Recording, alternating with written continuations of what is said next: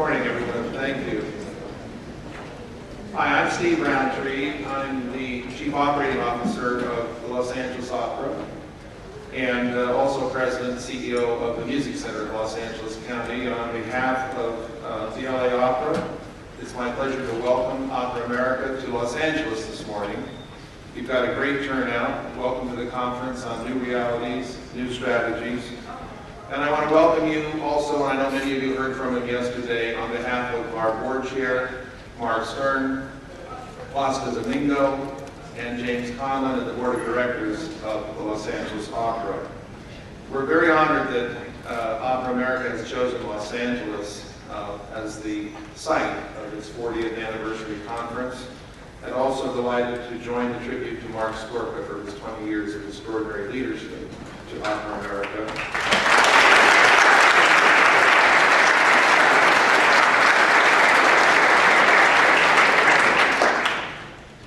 I want to express my personal gratitude to Mark.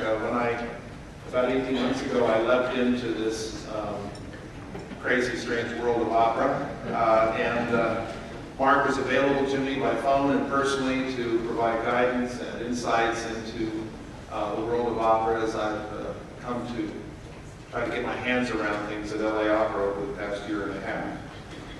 All of us have, I just appreciate so much that you've traveled so far, and there's such a great turnout here in Los Angeles for this conference. We all know that we're facing new realities, new challenges, very, very difficult times in the world of funding for the arts generally, and particularly for opera. There's never a better time, I think, for all of us to come together and share insights, advice, and collaborative spirit with each other as we try to confront these new realities and challenges. I'm especially gratified that we have Daniel Catan here this morning, whose new opera, Il Postino, will premiere at the LA Opera this September with Blasco Domingo. And you'll hear from Daniel in a few minutes. Despite the challenging times, I think all of us in this room share a passion for opera, for the performing arts, and we realize that more than ever, collaboration, partnership, working together with other artistic organizations in our cities and communities, working with other opera companies across the country and the world is going to be the absolute key to survival in the future.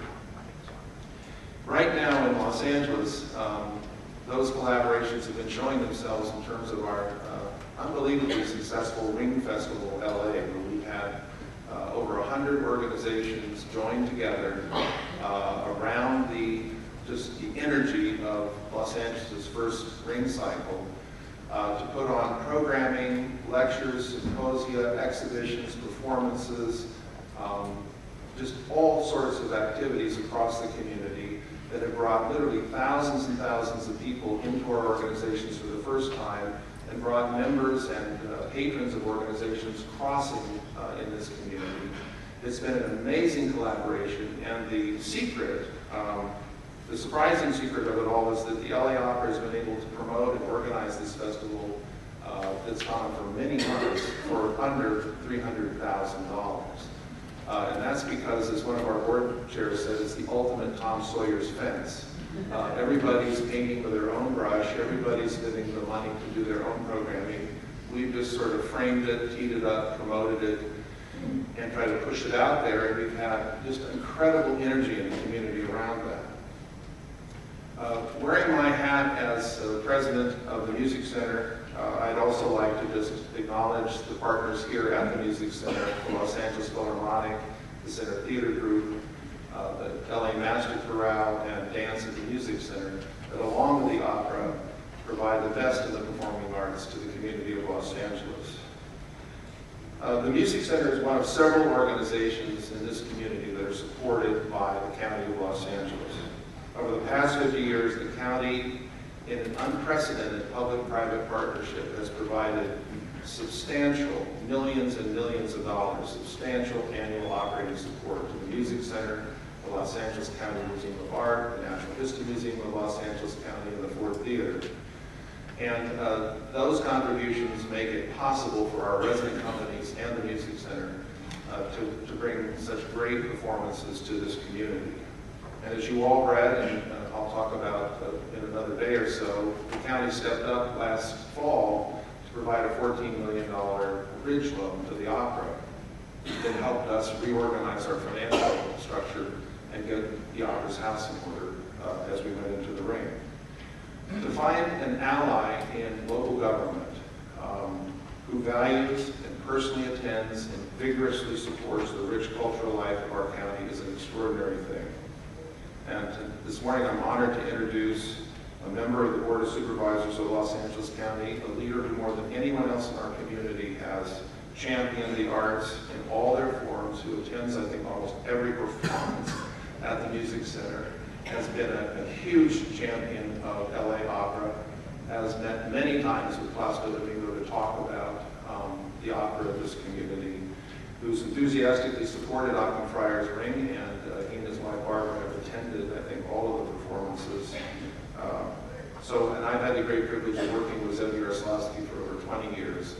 So we're happy to have our Los Angeles County Board of Supervisors, Zeb Yaroslavsky, here this morning to talk to you for a few minutes about his view about the importance of opera and the arts.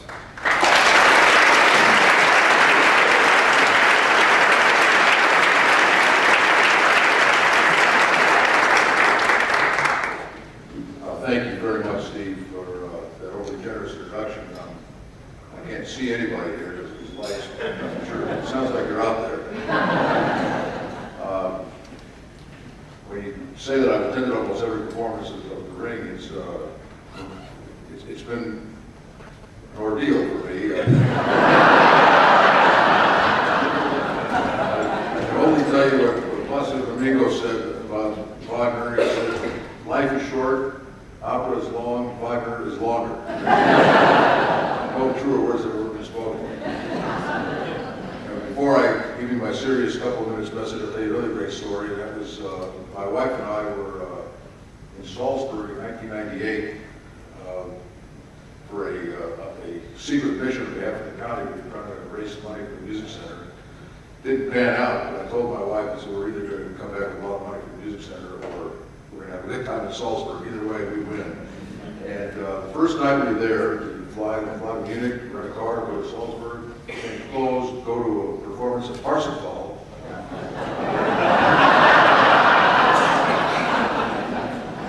I didn't know what I was getting into.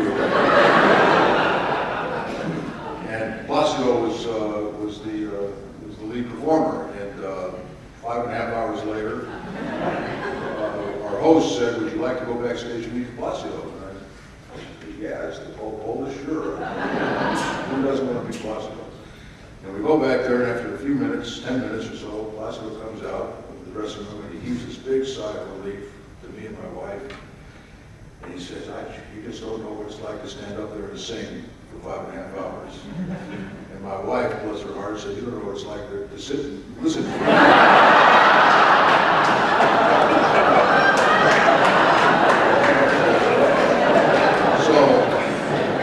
Placido called and said they needed a $14.5 million bridge loan. I jumped at the opportunity to make amends.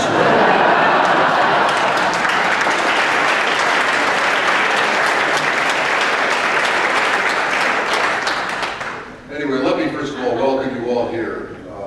We need your money.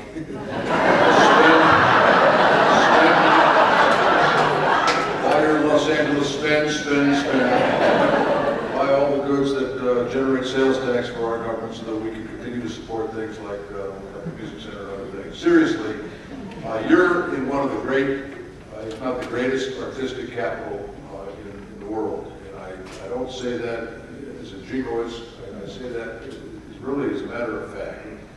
I just want to paint a quick picture for you about what's happening in the arts world here, say a couple words about the opera, and then let you go on about your business. Those of you who are from here know this. Those of you who are not here may not appreciate the depth and the breadth of what's going on here artistically, the kinds of investments that are being made in Los Angeles and Southern California. In the last decade, 12 years or so, let me just give you a little quick rundown of the things that we have built in this town. The Disney Concert Hall, the new Hollywood Bowl, no applause please, long list. The new Hollywood Bowl, where we tore down the old shell of the stage and rebuilt it. The expansion of the Los Angeles County Museum of Art, which is now completing its second new building on the campus, and hopefully we will soon be working on the third. The Natural History Museum, which is undergoing a $150, $200 million renovation of the oldest institutional building in the city and county of Los Angeles, a beautiful building. The Colburn School of Music and the Colburn Conservatory of Music right up the street here. The Getty Center in Brentwood, the Getty Villas in the Pacific Coast. The new Performing Arts Center at Cal State Northridge, which will open in December. The new Grove Stage, which is on the campus of Santa Monica College, which opened a couple of years ago. And I'm sure I'm missing one or two major projects that have been built in this town in the last decade. But think about this, if any one of those projects had been built in our county in the last 10 years, we would have called it a good decade.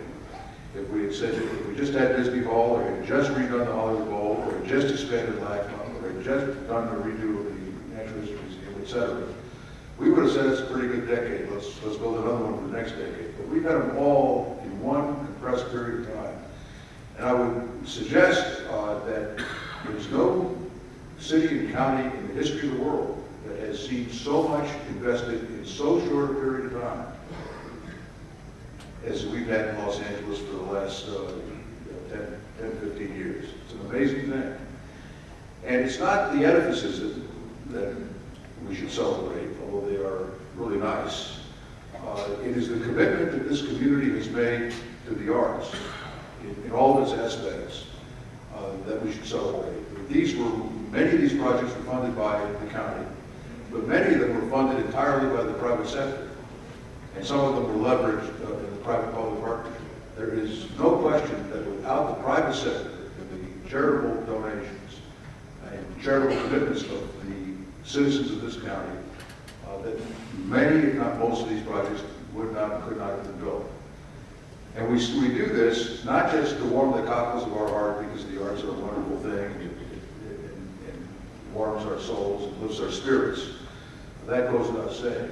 But I think there has been an increasing knowledge among elected officials, public officials, especially in our county board of supervisors, who for the most part always support the arts. There may be some differences on one or two things, but for the most part, this is a board that every one of the 5 members of our board, which governs the county of Los Angeles, understands the importance of the arts, not just to our heart and soul, but also to the economy of this region. The arts in Los Angeles County today employs more people than the defense industry does. 20 years ago, if I had said that, you would have driven me out of this hall in derision and laughter, because nobody would have ever contemplated that. But today, we have more theaters than New York. We have more plays and shows than New York. We sell more books here than they sell in New York. I could go down the line. I don't want to offend all of you who come from New York. But one of my former colleagues, when I served in the city council, said, when you go to New York, and this was 30 years ago, before the city was significantly cleaned up and improved, as ours has been, he said, you don't go to New York for the crime and the graffiti, you go to New York for the plays and shows and museums. And that was kind of a light bulb moment for me. Museums, shows, theaters, plays, musicals, operas, symphonies are economic engines to a community like New York or Los Angeles or Philadelphia or Chicago or London or Paris. And what we're striving to do here in Los Angeles is drive cultural tourism into Los Angeles. The Ring was one of the first time we performed the Ring in Los Angeles in its history, in the city and county of Los Angeles. And we sure picked a hell of a time to try to put that on. This is the economy was collapsing and all. And considering everything that we've been through economically in this country and in this county for the last 2 or 3 years, I think it would be safe to say that the Ring Festival and the Ring performances, I hope you get a chance to see them, will be a smashing success. I wish it had happened in 2006 or 7 and not 2009 and 10, but you play the hand that's dealt to you. I think Steve and his team have done a great job maximizing this. And it's that kind of thing, the Ring, the Disney Concert Hall, Gustavo Dudamel, Placido Domingo, names that are internationally known, and that hopefully will bring people here to Los Angeles to spend money, to stay in hotels like this, enjoy themselves, spend more money, and then go home without leaving a toxic residue. This is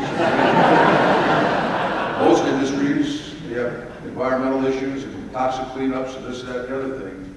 The arts, culture of the arts, leave absolutely no residue. It's an all upside proposition. It's stuff like that. And that's what's happening here in Los Angeles, and I hope you will have the opportunity while you're here to experience some of that. It's palpable. It's palpable on this street that this hotel is on. And I hope you just take a walk and see what the cultural institutions that are available in walking distance of this place. The last thing I wanted to say is say something about the opera, and that's what you're all here for. And let me first of all congratulate you on your 40th anniversary. Opera is it's a great art form. I came to it late. I really never cared for opera too much. But I was exposed to it because my son, about 15 years ago, 12, 13 years ago, when he was in high school, was on his academic decathlon team. And the super quiz subject for the academic decathlon that year was opera. And he came home every night with a tape of another opera, and he'd sit in his room with the door closed, and he'd play Carmen or Aida or La Traviata or whatever, loud enough so it could be heard through the door. And after a while, I said, you know, this stuff isn't so bad. Actually, I like the music. I'd like to know more about it. And while he was acing the academic decathlon side of this, I was becoming an opera fan. I tell you that story because of the education piece, and while we need to fight constantly to make sure that education in the arts be made part of the curriculum of our public education.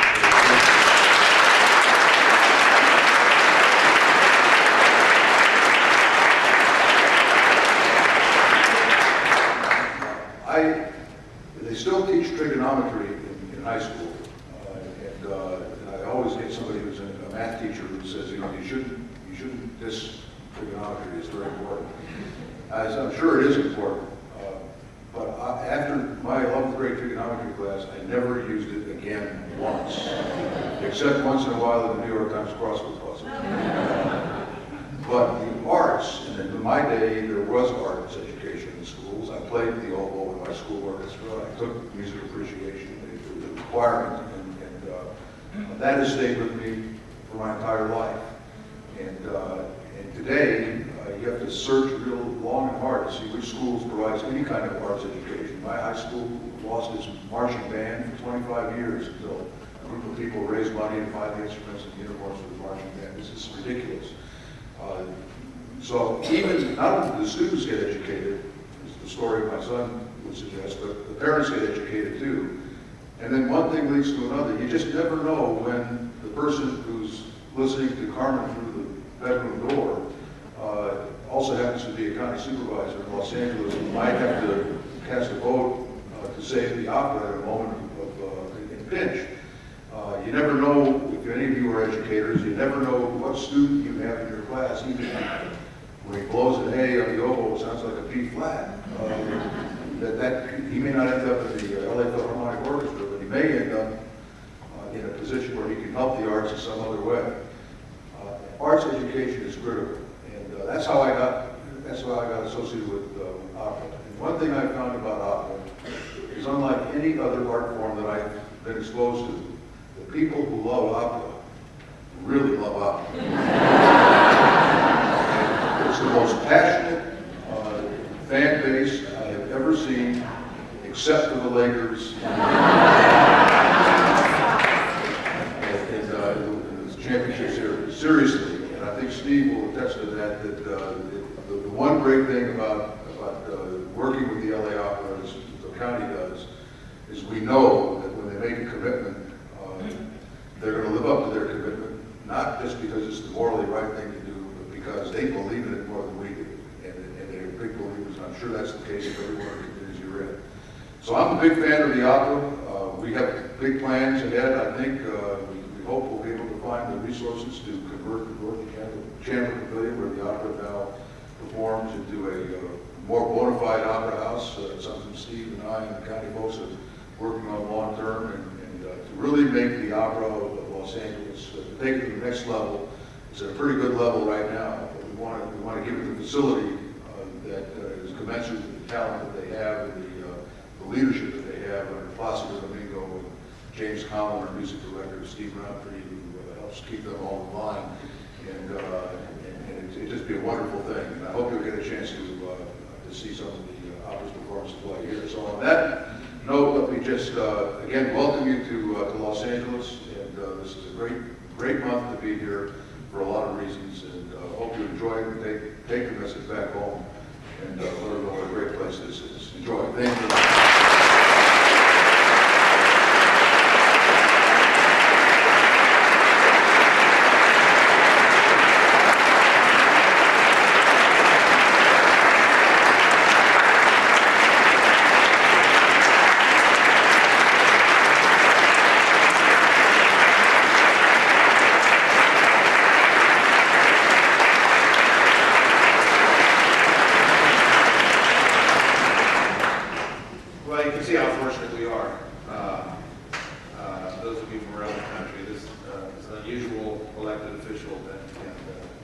Speaking from his heart, and we get that kind of support every day from him. It's my pleasure now to introduce Anthony Freud, who is the chairman of the board, as you know, of Opera America, and also the general director of the Houston Grand Opera. Welcome, Anthony.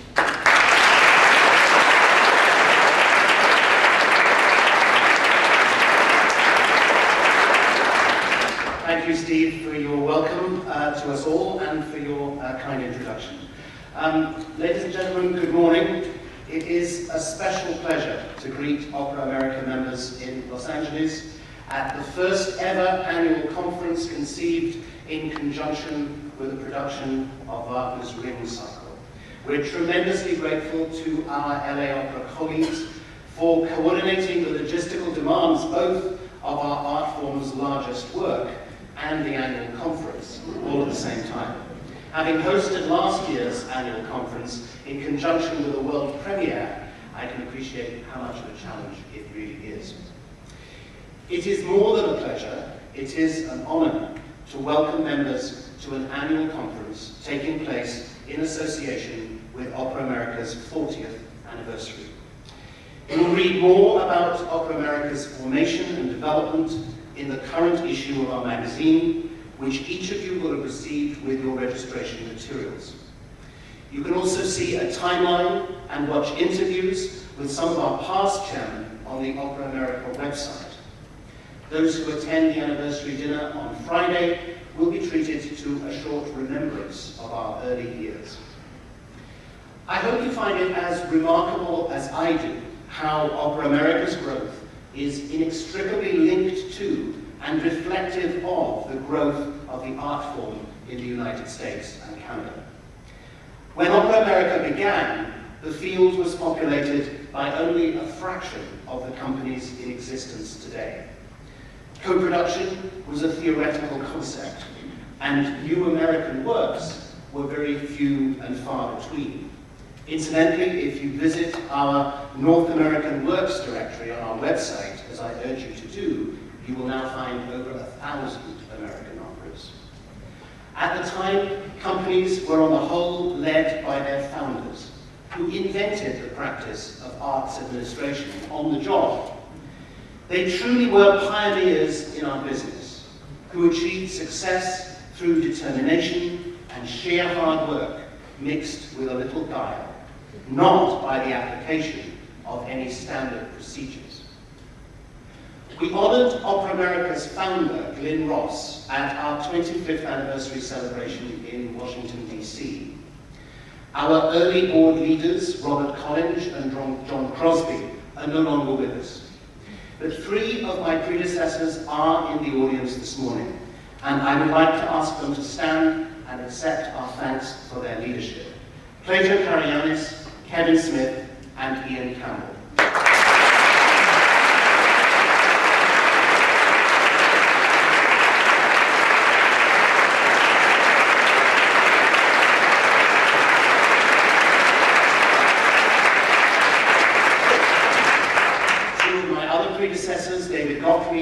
Charles McKay will join us a little later in the week.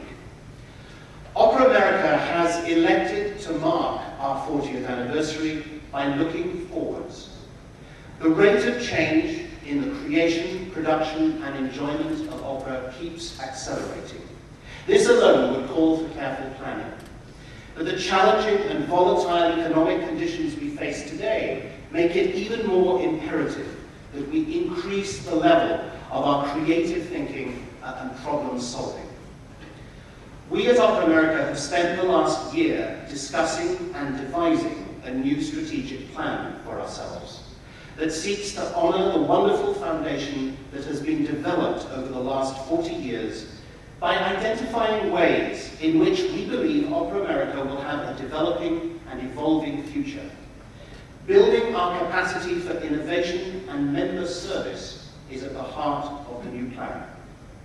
The plan is entitled New Challenges, New Opportunities, New Capacities, 2010 to 2015.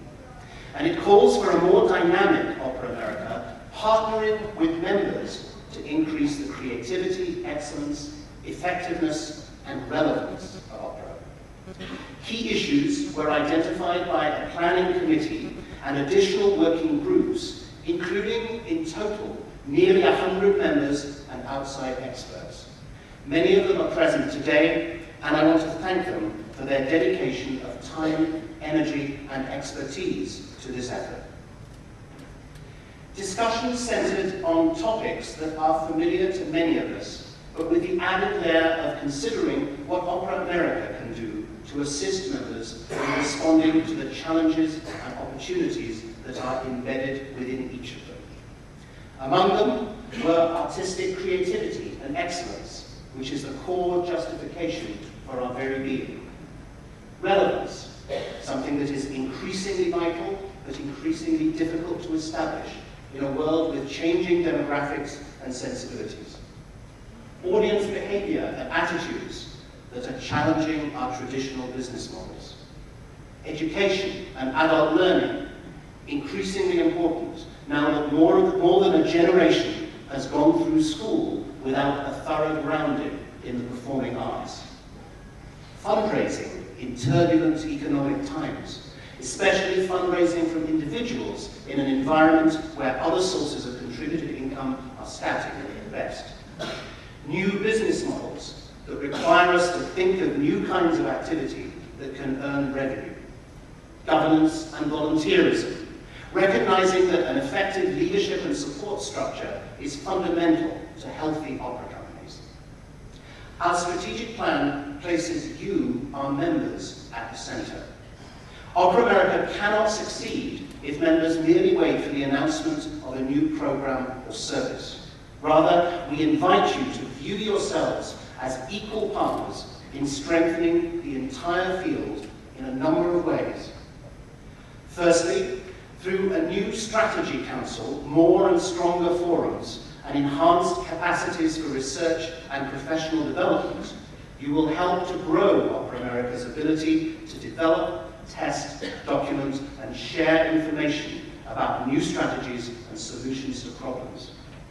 Secondly, a new National Opera Center in New York will provide members with space and support services that are essential to the efficient conduct of their businesses, while strengthening the identity of the art form and the industry. Thirdly, an expanded opera fund will increase support to members for the creation and production of new works, provide assistance for companies mounting second and subsequent productions of works that have already premiered, and invest in the training of artists. Fourthly, a new commitment to evaluating the effectiveness of our programs and tracking members' utilizations of these programs will be accompanied by a more active effort to ensure that all members are taking full advantage of the services that are available to them. And fifthly, we will strengthen Opera America's leadership structure and staff to ensure that we have the expertise and financial resources we need to realize the goals of the plan in a way that is consistent with our historic commitment to balanced budgets. Through all these means, we will encourage a new level of collaborative effort through which we hope to engender a stronger community of purpose among members, in which as much value is placed on contributing to the attainment of common goals as on the tangible benefits that can be derived from membership. It is in the nature of artists and arts organizations to seek unique and individual identities. Opera America is pledged to support members in the pursuit of their individual missions. At the same time, we call upon all our members to join together with common purpose to ensure the vitality and relevance of opera and opera companies. The Board of Opera America approved this strategic plan at its meeting yesterday. Today it will be posted on the Opera America website for everyone to read.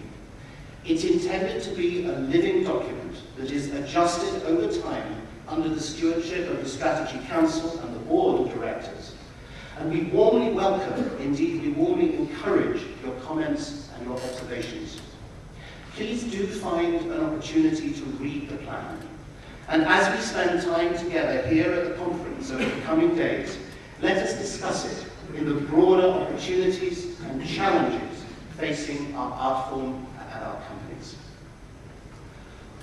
All of you will know that this year we're celebrating a double anniversary.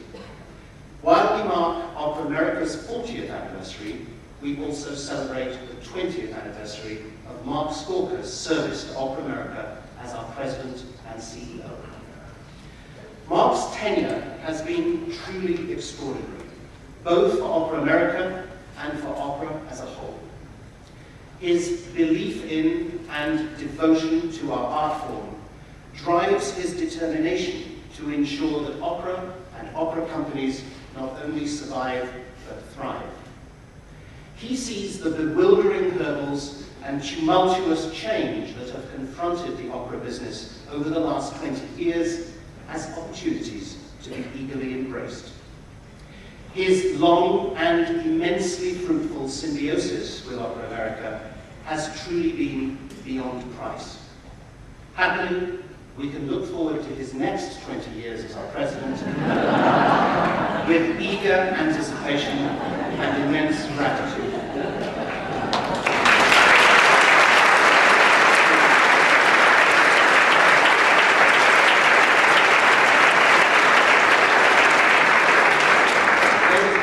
Please join me in welcoming the President and CEO of Opera America, Mark Skorka.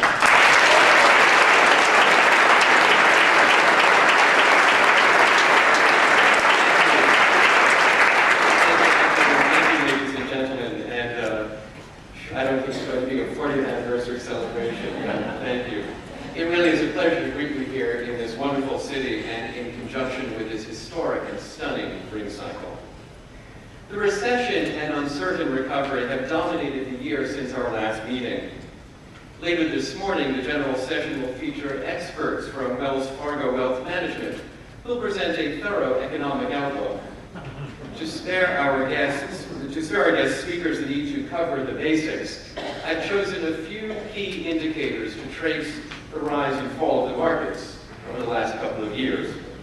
The first few are familiar to you. This particular index, the Dow Jones Industrial Average, has shown a rocky path. The Nasdaq follows a similar curve of decline and rebound. So too does the S&P 500.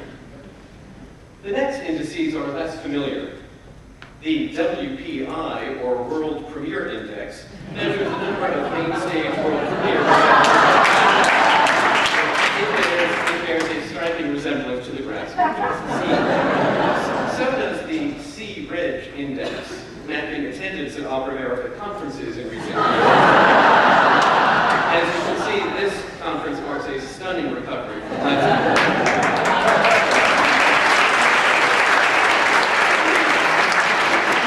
But the next index shows only a sharp decline, with almost no rebound. It's the T-Fun Index, measuring the degree to which opera company trustees are having fun.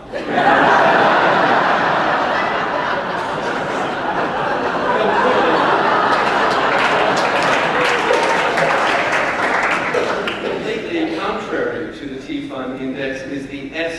Index, which shows a sharp increase. This measures the intensity with which opera company staff are looking for other careers.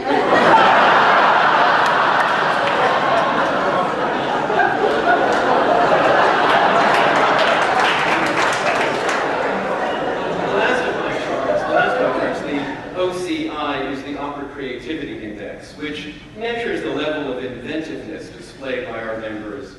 Unfortunately, we don't have enough inputs to construct this graph, but gathering the data is the very purpose of this year's conference. We're here to learn from one another about the creative strategies being employed to respond to new economic, demographic, behavioral, and technological realities. We've been focused on managing the impact of the severe recession. American demographics have changed all the while and continue to shift. Our publics have steadily changed the way they participate in arts and entertainment events. New technologies have given us powerful administrative and artistic tools, and they've increased competition at the same time, with opera now available on home computers and in movie theaters. These changes are so profound that it's misleading for us to talk about recovery when we should be concentrating on the discovery of new strategies that respond to new realities. I propose we ban the word recovery when talking about opera and substitute for it the word discovery. To recover means to gain something lost or taken away, to restore or return to a former state or condition. I don't believe we'll see a return to a day where local newspapers covered the arts with feature articles and reviews. We can't expect that radio stations now offering talk, rock, or jazz will return to a classical music format. We can't think in terms of recovery. We should stop using the word before it lulls us into a false sense that we can return to business the way it used to be. Discovery means to get knowledge of, to find out, to see for the first time. Discovery is usually accidental or unexpected. The questions you submitted for our roundtable discussions evidence that it was the search for discovery that brought you here to Los Angeles, to find out what others are doing that might be applied beneficially to your own situations. But discovery shouldn't be limited only to administrative strategies. Let's also think about new ways to bring the excitement of discovery to our audiences. They deserve it. A month ago, I attended a performance of Aida and was struck by how much it reminded me of going to church. In a church of my childhood, everyone sat in the same pews, the equivalent of subscription seats. They mumbled the prayers and hummed along with the hymns. I didn't perceive any authentic fervor except when the sermon went into overtime. On many nights, the Opera House isn't much different. I attend a lot of performances where I'm seated among longtime subscribers, many of whom mumble about the plot of the sets and hum along with the melodies. They sit, stand, and applaud without having the excitement of discovery. For many of our audiences, opera attendance is a ritual, like religion, and it doesn't surprise me that both are struggling to maintain attendance. Ritualistic behavior may be comforting, but it rarely inspires excitement, except among true devotees. Ritual is a set of actions performed mainly for their symbolic value, frequently prescribed by traditions of the community. In psychology, the term ritual is used to describe a repetitive behavior used by a person to neutralize or prevent anxiety. It's a symptom of obsessive-compulsive disorder. The synonyms for ritual include tradition, convention, norm, routine, habit, pattern. These aren't words you put in the subscription brochure. The antonyms of ritual are more appropriate for the arts enterprise. Novelty, innovation, unplanned, spontaneous, and unexpected, which brings us full circle back to the concept of discovery. So as we celebrate our 40th anniversary, it's inevitable that we look ahead to our 50th. Let's hope for a robust economic recovery. But at the same time, let's commit to making the next 10 years the decade of opera discovery in terms of what we produce and how we produce it. Ladies and gentlemen, our keynote speaker has brought the excitement of discovery to the stages of many opera companies around the country. His operas have been widely praised, and we wait in anticipation for the premiere of his next opera, Il Postino, coming this fall to Los Angeles Opera.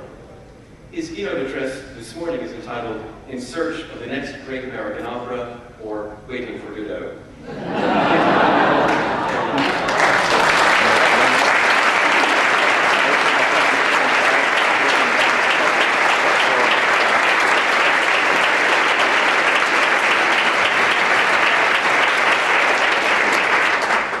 Thank you, Mark. That was brilliant, and I should have spoken before Mark, because now you Mark, the bar is far too high. But, dear friends and colleagues, it is a great honor for me to be speaking to you today, and to be doing so in the context of this Opera America conference. It is not often that I get the opportunity to talk to so many colleagues and friends who love opera, and who devote a substantial part of their lives to creating and promoting it. In the last 50 years or so, we've accomplished extraordinary things. Yet one of our most important goals has remained elusive. We want to reach new and larger audiences. We want to move beyond the group of loyal aficionados. We want, and this is the point of it all, we want to make opera part of the cultural conversation of this country. So far, we have to admit it, we have not succeeded. And I think it's important to address this issue, because if we don't, sooner or later, our accomplishments will be at risk. First, let me mention our greatest accomplishment. We've achieved an incredibly high standard in our presentations. Opera has become attractive even to those that claim to be allergic to it. Singers, orchestral musicians, conductors, stage managers, designers, directors. What an extraordinary group of artists has developed in this country and has made this possible. As a member of the opera community and as a citizen of the US that I am now, I feel extraordinarily proud of this. Furthermore, we've succeeded in presenting the standard rep in contemporary and relevant new ways. Scarpes and Pinkertons have come up in a multitude of ways. Carmens and Violettas have found new incarnations. Susannas are easily identified and their employers continue to harass them. And Count Almaviva's privileges have not exactly disappeared. All of this is clear. But let's not forget that the point of showing the modern equivalence of these characters is not simply to point out historical parallels, but to bring these issues into the conversation. And it is here that we have not succeeded. At present, it is far more likely that we'll find ourselves discussing Sandra Bullock's misfortunes and not the Countesses. We are far more likely to be talking about Tiger Woods than Count Almaviva, even though the issues are exactly the same ones. So this brings me back to the question of updating operas and making characters reincarnate their contemporary equivalents. Do we make Almaviva more relevant if we dress him up as a golfer?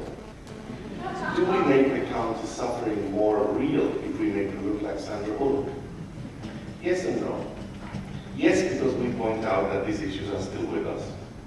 No, because regardless how modern we dress them up, the point of view of Mozart's opera remains an 18th century point of view. Let me explain. When we update an opera, we do so exclusively in one dimension, namely the setting and the costumes. We do not like to tinker much with the libretto because it's so closely tied to the music, and we never touch the music itself. So one of the dimensions of the opera is taking place in one new historical context, while the others remain in their original one. There is therefore a dissonance between these elements, and often that dissonance is so loud that we lose more than we gain. What I take from all this is that we need to update fully the music, the libretto, and the point of view. In other words, we need to write our own operas that reflect our own concerns. But it turns out that we have been doing just that. commissioning, writing, and presenting new operas with an astonishing frequency. Just last month, for example, we had 3 new operas: Moby Dick in Dallas, Amelia in Seattle, and Before Night Falls in Fort Worth.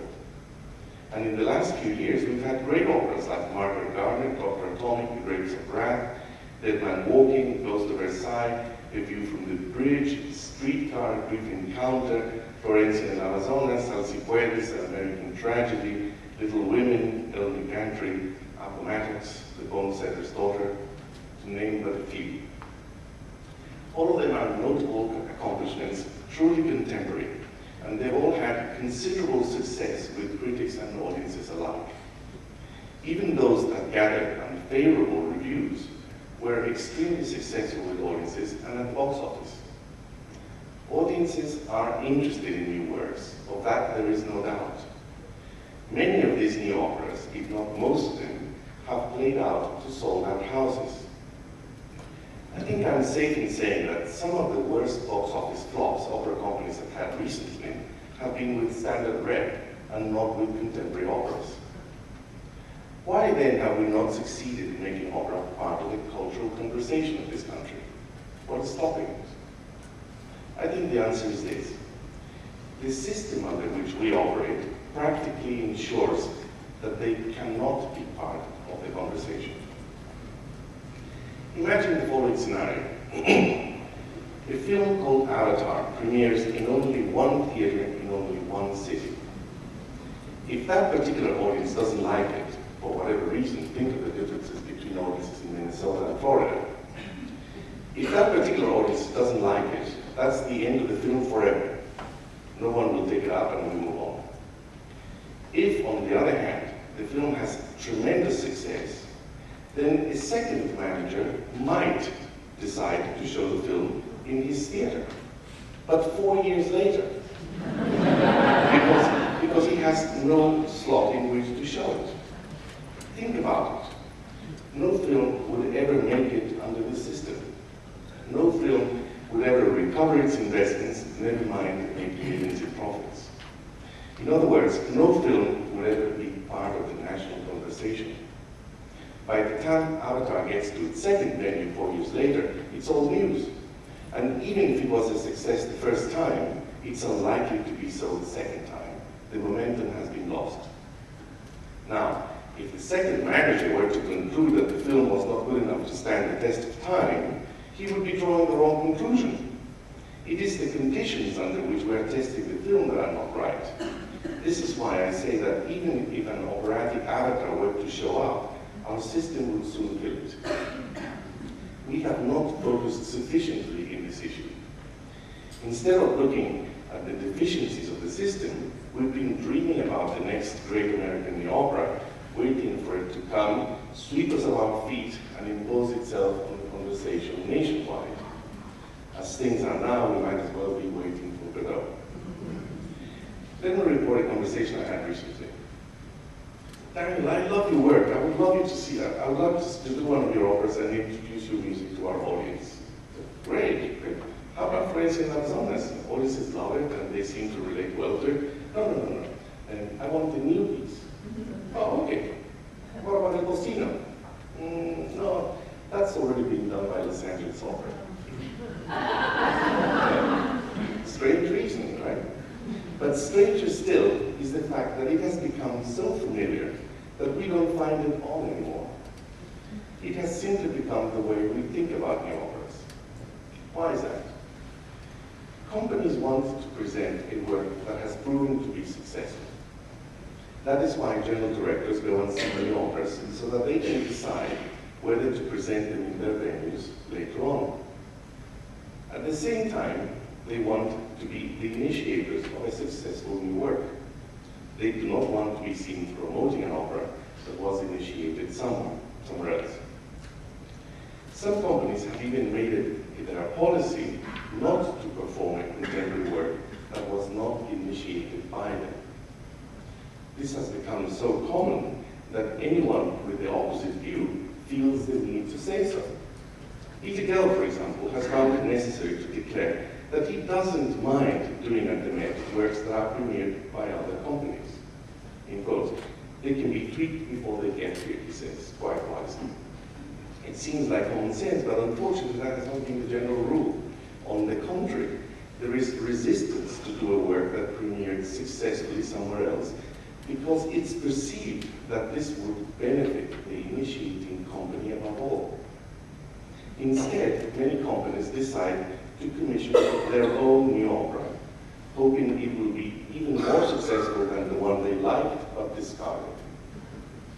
Now, competition can be good, but this is clearly not a good time, because when the second company comes out with its new opera, other companies will do their best to ignore it too.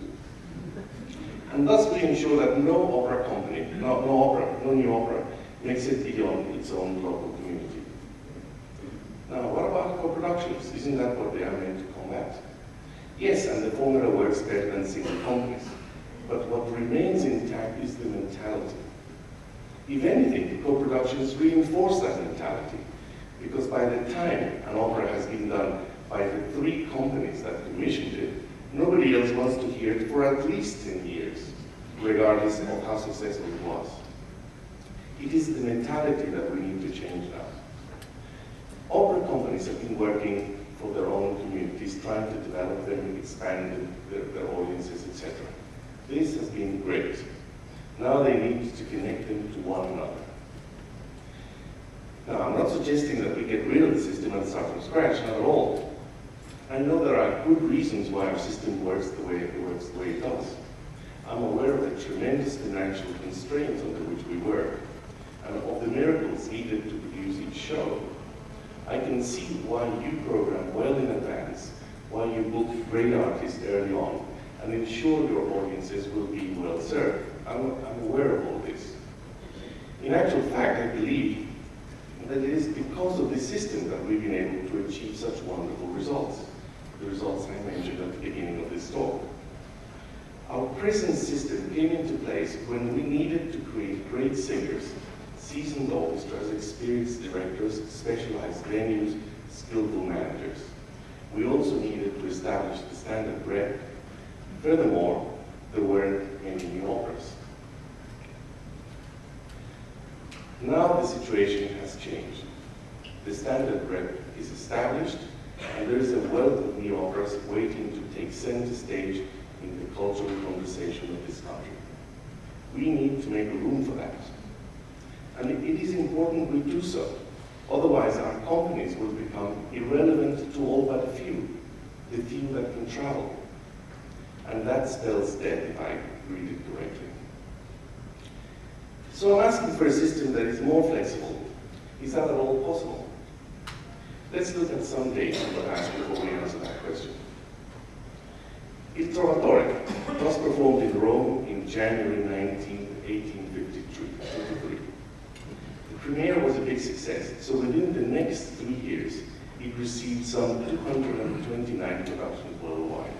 That is one new production every 5 days. In Naples alone, for example, in its first 3 years, the opera had 11 productions in 6 theaters. The performances totaled 190.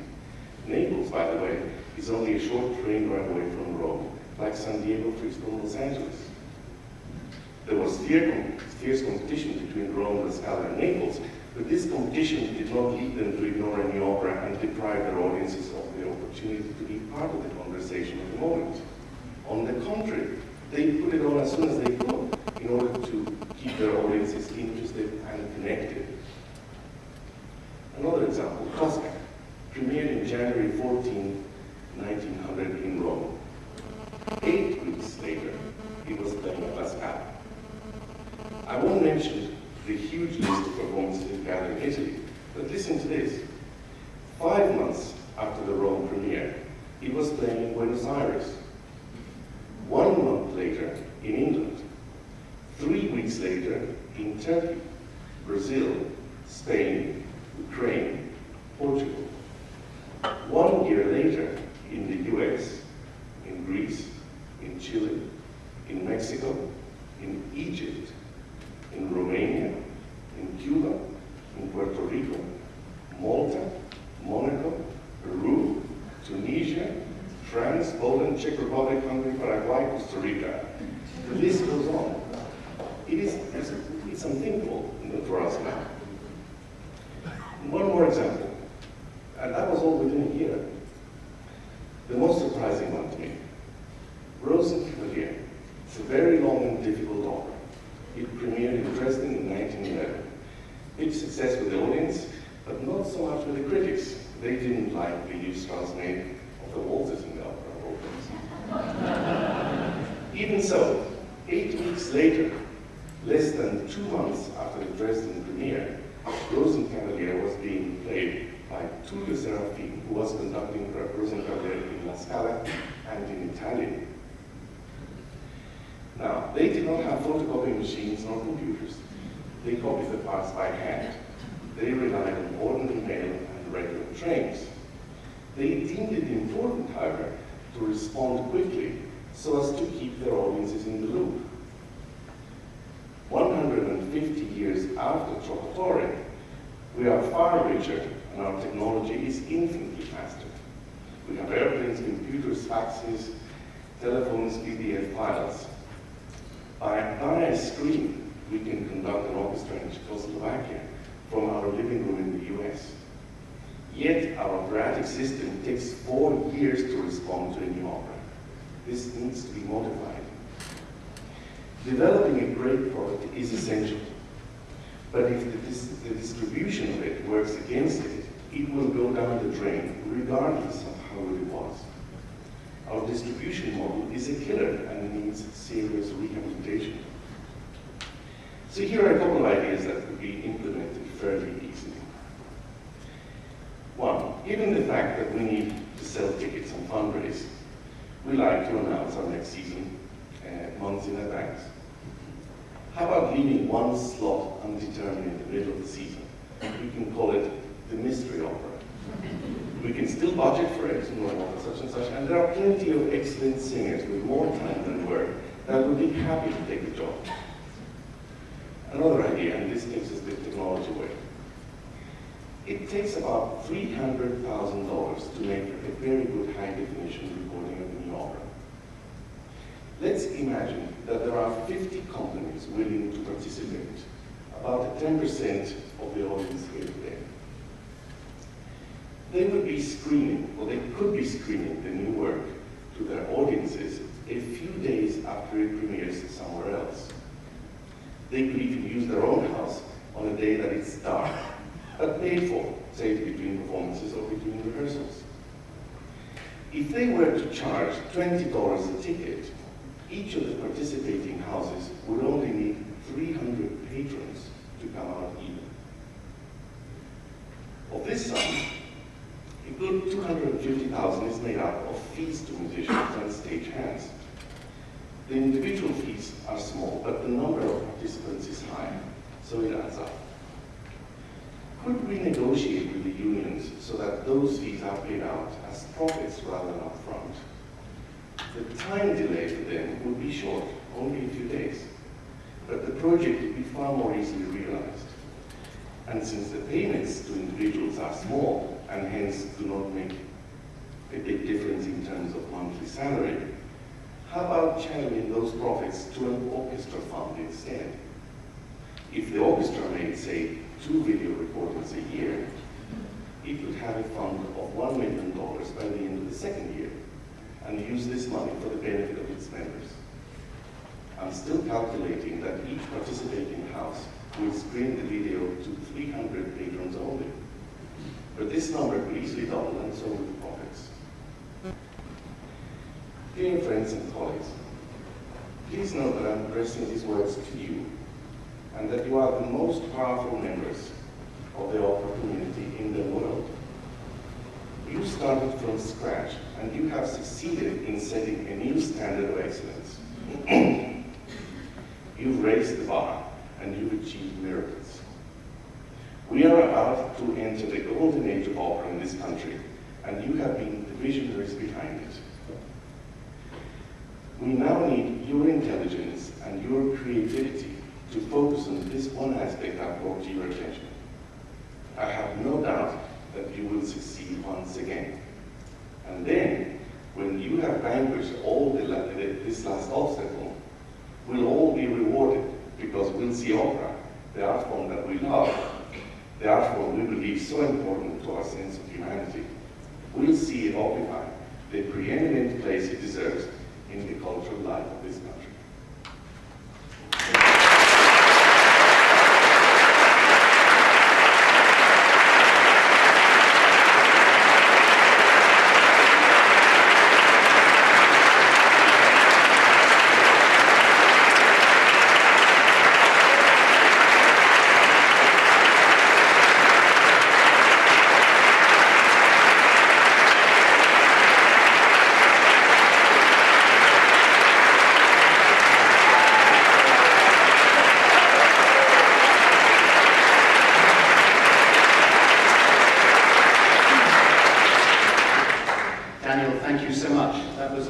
Inspiring, stimulating, energizing start to our conference. I think the best keynote speeches at opening sessions of conferences need to deliver a challenge, need to present us with problems to solve, need to have both a high vision for an idea, but also provide us with specifics that we can then explore and develop. And you have done that to an extraordinary extent this morning. Thank you very much.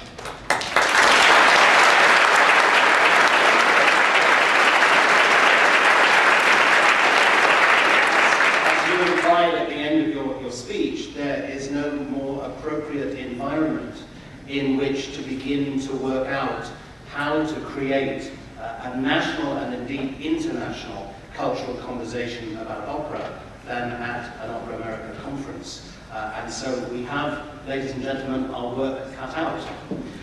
Let me also thank Steve and all his LA Opera colleagues for hosting us. We look forward immensely to the next few days of stimulation and fun in Los Angeles. We're looking forward to it hugely. Let me use some of Mark's directed vocabulary to invite you to go next door, to discover some coffee, to avoid any ritual conversations, and embark on unplanned, unexpected encounters with new colleagues. Ladies and gentlemen, have a great conference. Welcome to you all.